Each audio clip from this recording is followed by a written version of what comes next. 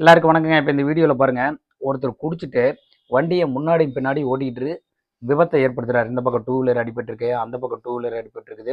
பொதுமக்களோட உடமைக்கு சேதம் ஏற்பட்டிருக்குது. நிறைய இந்த வீடியோவில் நம்ம பார்க்குறோம்.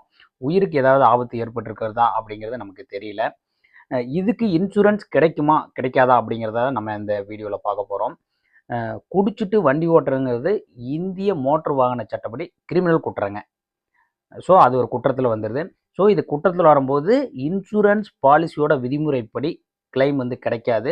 நிராகரிக்கிறதுக்கு உண்டான அனைத்து இது இன்சூரன்ஸ் கம்பெனிக்கு உரிமையும் இன்சூரன்ஸ் கம்பெனிக்கு இருக்குதுங்க. அதே மாதிரி மோட்டார் இன்சூரன்ஸ் மட்டும் இல்லை, அந்த நபர் எடுத்திருக்கிற தனி நம்பர் விபத்து காப்பீடும் இதுக்கு கிடைக்காது, கிளைம் கிடைக்காது.